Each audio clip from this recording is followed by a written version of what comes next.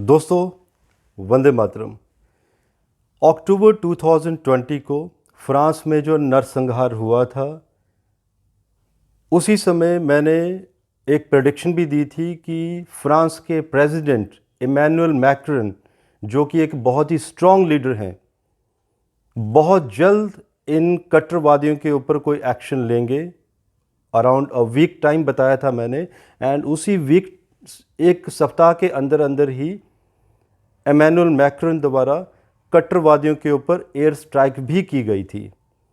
और ये जितने भी वीडियोस हैं आप इसी वीडियो के डिस्क्रिप्शन बॉक्स में देख सकते हैं, जिसमें मैंने एक प्रेडिक्शन और भी की थी कि 21 मई 2021 ये एक ऐसा समय होगा जब फ्रांस में कोई बहुत ही सख्त कानून बनाया जाएगा कट्टरवादियों के ऊपर नकेल कसने के लिए।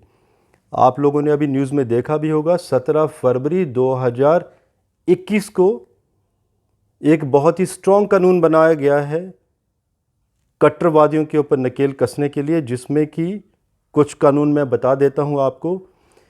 जिसमें कि पर्सनल लॉ बोर्ड को ख़त्म किया गया है, शरिया कानून वहां पे नहीं चलेगा। जो 4 शादियों का जो प्रावधान था, कट्टरवादी जितने भी धार्मिक संगठन हैं उसको कैंसिल कर दिया गया है, एलिमिनेट किया गया है।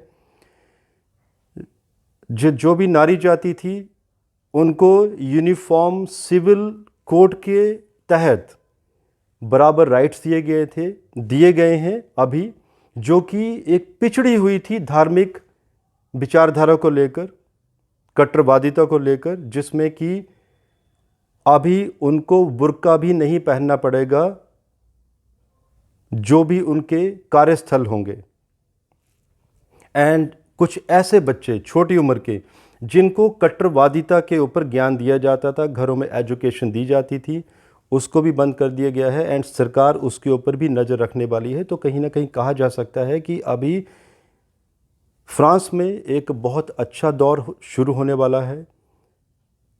वहाँ के जो प्रेसिडेंट हैं इमैनुअल मैक्रॉन, उनकी स्ट्रॉन्ग लीडरशिप के अंदर सभी लोगों को, फ्रांस के निवासियों को एक ही सूत्र में बांधने की कोशिशें की जा रही हैं।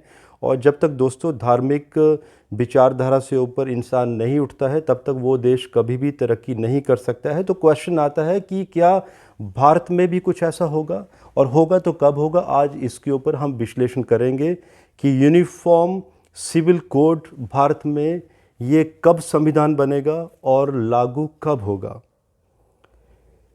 दोस्तों, जब भी हमें इस तरह के कानूनों के बारे में विवेचना करनी होती है, तो जो कंट्रियां गुलाम होती हैं और जब उनको आज़ादी मिलती है, तो उस कंट्री की जो आज़ादी का हॉरोस्कोप होता है उसके ऊपर विश्लेषण किया जाता है।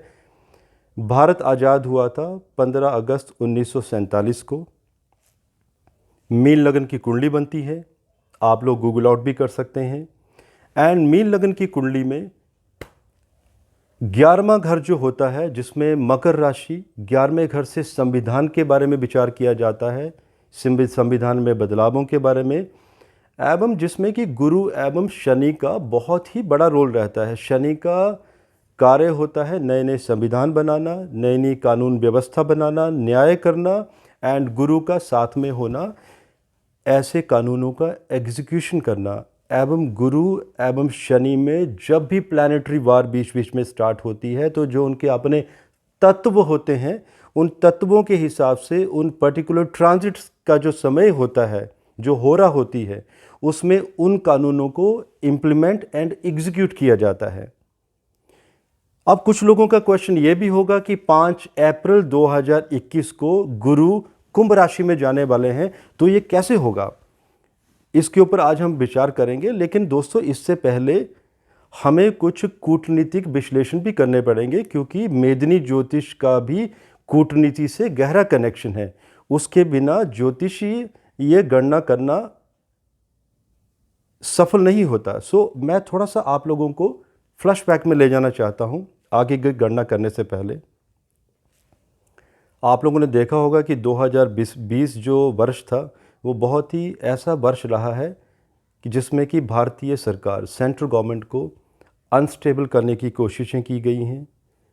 2020 का जो स्टार्टिंग का जो वर्ष रहा है उसमें दिल्ली में राइट्स हुए थे। 26 नवंबर 2020 किसानों का आंदोलन शुरू हो गया था, जो कि 10 दिसंबर 2020 को ख़त्म भी हो गया था। एंड उसके बाद किसानों को बदनाम किया जा रहा है, किसानों का नाम लेकर। उसके बाद जो आंदोलन शुरू हुआ, जिसमें कि CAA की कड़ियाँ जुड़ी हुई हैं, खालिस्तानी कनेक्शन जुड़ा हुआ है, देश के जो गद्दार हैं वो जुड़े हुए हैं, हमारे जो शत्रु राष्ट्र हैं जिनसे बहुत बड़ी फंडिंग की जा रही है हमारे देश में छुपे हुए कुछ गद्दारों को वो साथ में जुड़े हुए हैं। तो ये लोग करना क्या चाहते हैं? ये जो आंदोलन है अभी, जिसमें किसानों को बदनाम किया जा रहा है, क्योंकि हमारा देश का किसान ऐसा नहीं कर सकता। सो कहीं ना कहीं ये कोशिशें हैं सरकार को अस्थिर करने की, क्योंकि इनको मालूम है कि सरकार बहुत सख्त लॉ लाने वाली है जिससे कि भारत के सभी लोगों को एक सूत्र में बांधा जाए। उनको मालूम है कि अगर ऐसा हो गया तो इनकी राजनीतिक रोटियां जो हैं ये सेक नहीं पाएंगे। तो इसीलिए ये जो आंदोलन बढ़ रहा है ये सरकार को अस्थिर करने की कोशिशें हैं, ताकि और नए कानून CAA के बाद ना लाए जाएं। और ये कब तक चलेगा इसके बारे में मैंने विश्लेषण ऑलरेडी मैं कर चुका हूँ मेरे पुराने वीडियोस में। और दोस्तों, अगर हम मेदिनी ज्योतिष के रूल्स देखें, जिसमें मैंने पहले ही कहा था कि 27 जनवरी 2021 का जो समय था ये वो समय था जब CAA को एग्जीक्यूट किया जाना था, उसका इम्प्लीमेंटेशन होना था, जो कि डिले हो गया बिकॉज ऑफ दीज रीजंस, ये कूटनीतिक कारणों की वजह से। अब यूनिफॉर्म सिविल कोड, जिसके ऊपर ड्राफ्ट बनना ऑलरेडी शुरू हो चुका है, जो प्लानिटरी कॉम्बिनेशन बताते हैं भारत की कुंडली के, इंडिपेंडेंस की कुंडली के, जिस पर फरवरी 2020 से ही काम होना शुरू हो चुका है, 1 साल से ड्राफ्ट बनना शुरू हो चुका है, ये मैं दावा करता हूँ ज्योतिष के हिसाब से।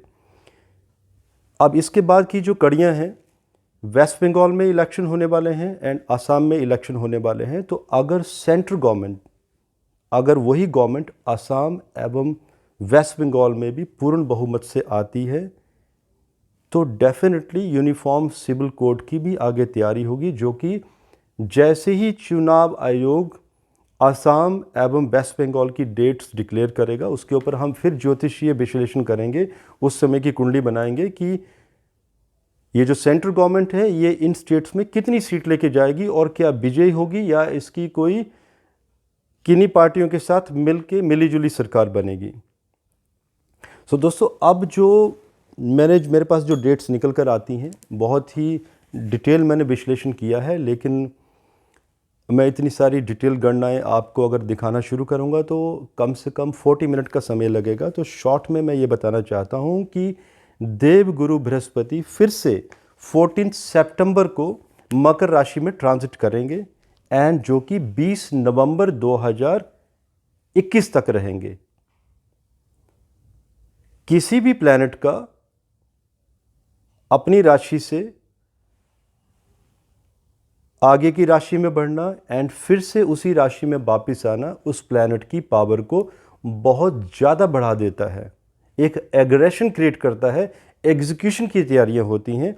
तो ये जो समय है 14 सितंबर टू 20 नवंबर, ये मेरी ज्योतिषीय गणना है, ये समय बताता है कि इस समय बहुत बड़े बड़े निर्णय लिए जाएंगे भारत सरकार द्वारा, सख्त निर्णय, सख्त कानून बनेंगे, बहुत कुछ होना बाकी है। लेकिन यूनिफॉर्म सिविल कोड का यही वो समय है जब सरकार इसके ऊपर कहीं ना कहीं तैयारी करेगी, इसके ऊपर ड्राफ्ट लेके आएगी, जो ऑलरेडी तैयारी मैंने बता दिया है कि होना शुरू हो चुकी है ज्योतिषीय विश्लेषण के हिसाब से।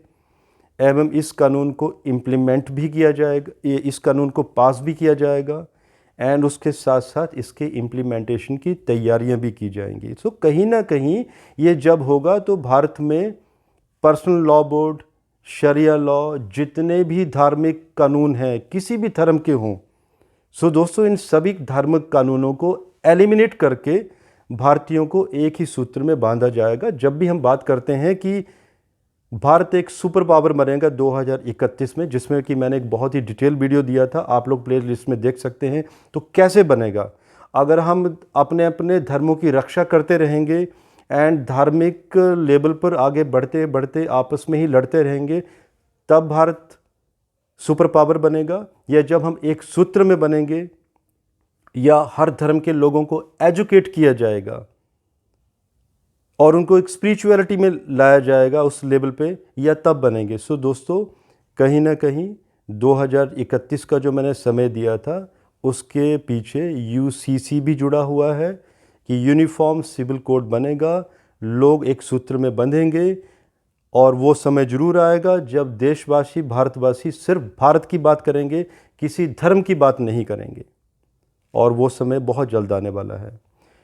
सो दोस्तों, ये मेरे ज्योतिषीय विश्लेषण है कि फ्रांस की तरह बहुत जल्द भारत में भी यूनिफॉर्म सिविल कोड के ऊपर कानून बनने वाला है और उसका एग्जीक्यूशन भी बहुत जल्द स्टार्ट होगा, और इसकी डेट्स मैंने आप लोगों को बता दी हैं। आप लोगों के जो भी कुछ क्वेश्चंस होंगे आप कमेंट कर सकते हो। मुझे इजाज़त दीजिए। धन्यवाद। भारत माता की जय।